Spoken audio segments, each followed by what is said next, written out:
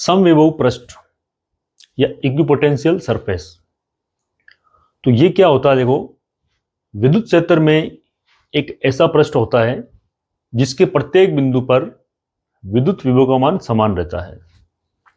तो यहां पर देखो एक डायग्राम दिया हुआ है।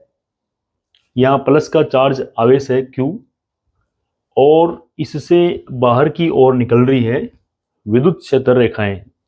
तो इसके चारों ओर एक विद्युत क्षेत्र है। तो इस विद्युत क्षेत्र में एक ऐसा पृष्ठ है, जैसे कि ये डैश डैश से जो बता रखा है यहां पर, ये एक गोलीय पृष्ठ है, गोलाकार काल्पनिक बंद पृष्ठ है ये। तो इस पृष्ठ के प्रत्येक बिंदु के ऊपर जो विभव का मान होगा वो बराबर होगा।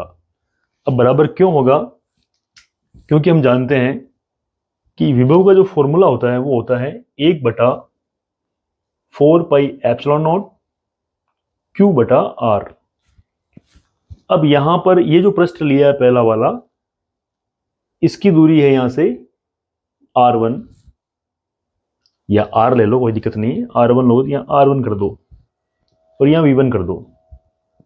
तो अब ये जो पृष्ठ लिया है इसके प्रत्येक बिंदु से या प्रत्येक बिंदु की जो दूरी है इस आवेश से वो R1 ही है। तो ये मान समान है, आवेश समान होता ही है, ये वाला सेम है और ये अचर राशि है। तो R1 का मान इस पूरे पृष्ठ के लिए नियत रहता है, इसीलिए इस पूरे पृष्ठ के लिए विभव भी क्या रहेगा? नियत रहेगा। इससे और आगे बढ़े, दूसरा पृष्ठ आया तो इसके प्रत्येक बिंदु पर भी हमें विभव का मान समान मिलेगा। तो ये हमें थोड़ा ध्यान देना है। लेकिन ये जो V3, V2, V1 दिए हुए हैं, इनके आपस में विभव अलग अलग है।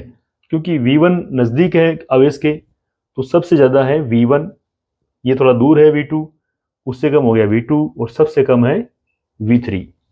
दूसरी चीज, इस पृष्ठ के, ये जो समविभव पृष्ठ है, इस पृष्ठ के लंबवत दिशा में होती है विद्युत क्षेत्र E वेक्टर। तो विद्युत क्षेत्र रेखाएं जो है वो पृष्ठ के लंबवत होती है। तो इसकी जो परिभाषा है ये बोर्ड एग्जाम में पूछते हैं और परिभाषा देखो इस प्रकार दी हुई है। किसी विद्युत क्षेत्र में वह पृष्ठ जिस पर स्थित प्रत्येक बिंदु पर विभव का मान समान रहता है उसे कहते हैं समविभव पृष्ठ। तो यही वो पृष्ठ है जिसके प्रत्येक बिंदु पर विभव का मान समान रहेगा। अब क्या है, इस पृष्ठ के ऊपर कोई भी दो बिंदु लेंगे तो वहां पर विभव का मान हमें क्या मिलेगा? समान मिलेगा। जैसे कि एक बिंदु यहां लिया, एक बिंदु यहां लिया, तो यहां पर भी V1 है और यहां पर भी V1 है। तो दोनों बिंदुओं का विभव समान है तो हमें वहां पर विभवांतर शून्य मिलेगा।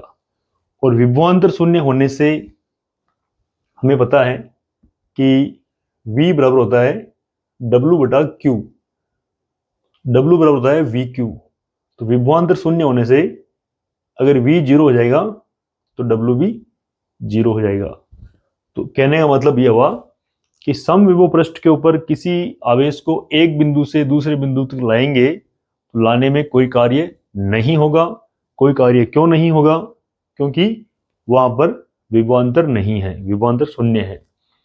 तो ये भी लिखी हुई यहां पर देखो, इसे थोड़ा ध्यान देना, ये बोर्ड एग्जाम पूछते हैं क्वेश्चन कि समविभव पृष्ठ के किसी एक बिंदु से दूसरे बिंदु तक किसी आवेश को ले जाने में किया गया कार्य शून्य के बराबर होता है, क्योंकि वहां पर विभवांतर ही नहीं है तो कार्य होना संभव नहीं है। बिना विभवांतर के कार्य 0 होगा यहां पर।